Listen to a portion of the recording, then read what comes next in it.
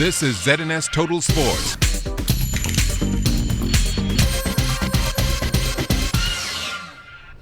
Welcome to sports, everybody. Davis Cup competition underway for Team Bahamas down in Bolivia. The 2-4-2 opening up play yesterday with a 2-1 win over Honduras. In singles, Spencer Newman fell 6-2-3 before his brother Baker came back to tie things up, winning by an identical 6-2, 6-3 scoreline. That left everything up to the doubles, where Baker teamed with Marvin Roll for a 6-3, 6-love win to seal the deal. As for today, the Bahamas took on Costa Rica. Spencer took to the court first once again and fell in 3 sets, 4-6, 7-6, and 6-4. Baker then able to tie things up with a 6-3, 6-4 victory, meaning this one would also be decided by doubles. And after losing the first set, Baker and Marvin would come from behind and move to 2-0 with a 5-7, 6-4, 6-3 victory.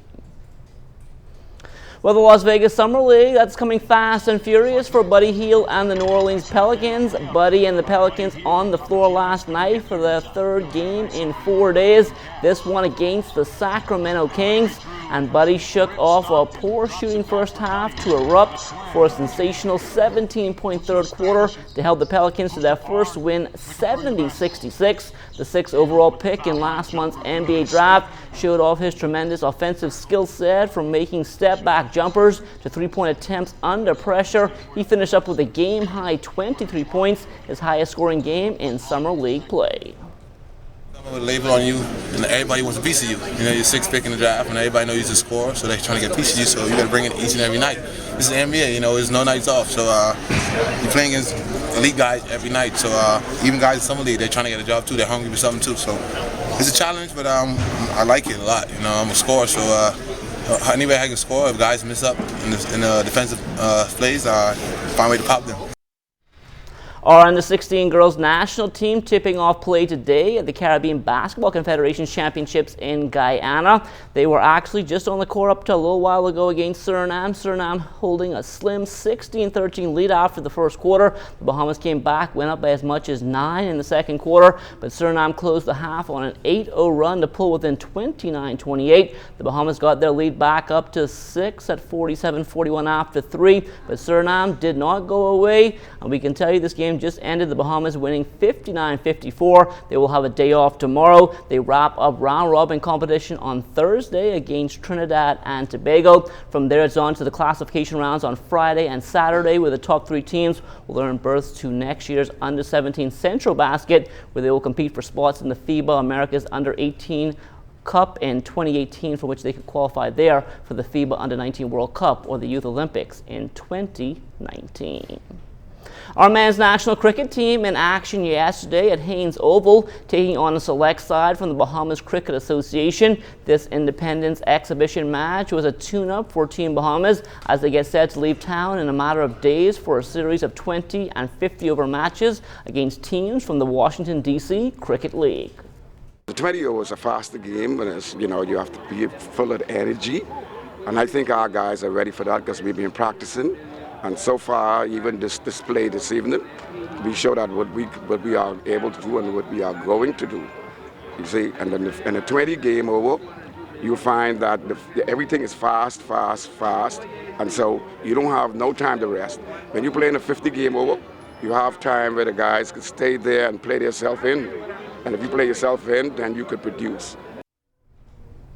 The Summit Academy Ravens, they're still celebrating their victory over the Wildcats in the Bahamas Flag Football League's Ladies Championship, which took place on Sunday at the Winton Pitch. This ball game coming right down to the final play, with the Ravens holding on for a 12-7 victory. For whatever reason, we usually start games flat. We're a second half team. But more than likely what we wanted to do at the end of the first half was just be close, because we knew we were going with the win into the second half. Our quarterback could throw in any conditions. We didn't think their quarterback could throw deep passes going against the win in the second half. So we were confident that once we were close going in the second half, we were going to win the game. That's why in the first half we went for 2. We didn't try to tie the game. We went to go ahead knowing if we had a shot in the second half, we'd be the champions. I love the ball in the second half. Tom Brady, that's the number I wear, number 12. That's what they call me, the best quarterback in this league, and I don't know why it's in the second half. I came out big because I had a big team to support me. Every play I do out there, I know my teammates right beside me, my coaches here, everybody support each other. They ain't just one person or two people. It's a whole team that made this happen today. Last year in championship we lost by a touchdown, and just saying we can't leave it like this. The Bahamas Softball Federation's Independence Tournament played over the holiday weekend at the Blue Hill Sporting Complex. BSF President Ted Miller spoke about how it went. Idea of it was conceived early enough to have a better showing, but the organization came off a bit late. A little disappointed in the actual amount of ladies teams we had, but still we had a good show on the 17th. Executive officers of the BSF, they're coming up with all kinds of bright new ideas now. They feel they have the feel for it, and we feel like we could make it real big, real good next year. Also taking place over the holiday weekend, the All Andros Barry Islands Regatta. Our Julian Gibson was there. Benson is all about new Susan Chase, skippered by Stephen Knowles. He has to be considered one of the better skippers in the country. He won 3 races to win the B-Class Championship. The Diva team, I don't know, she normally sails a lot better than that. They need to get her back in check. But yeah, we basically were cruising around. Just was a booze cruise without the booze. And in the A-Class, Stephen Knowles not done yet. He would also win the A-Class Championship, winning 2 out of the 3 A-Class races. The first 2 races, there wasn't too much of any boats giving us much trouble. But the last race, we after the Traveler broke, we ended up in last, and we actually caught up 2 boats at the end of the race. She's sailing real good now. They got trouble on their hands. You know, it's ironic. This is the first time that the Running Tide has won the championship since she got remodeled a few years ago. And the last time Mark remodeled her, in I think 1996, our first regatta win was right here in Andros. So this seemed like a trend. Now the only race the Long Island boys did not win was the Class C race. WG Thunderbird, Reverend Dr. Philip Benjamin, Joshua Emil McPhee carted away with the championship. Thunderbird is not at our full potential.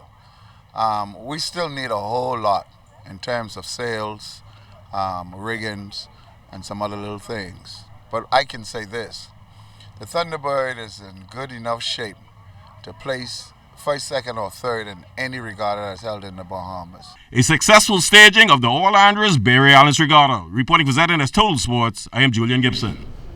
Thanks a lot, Julian, and that will do it for sports. Stay tuned, the Bahamas Tonight comes back after the break.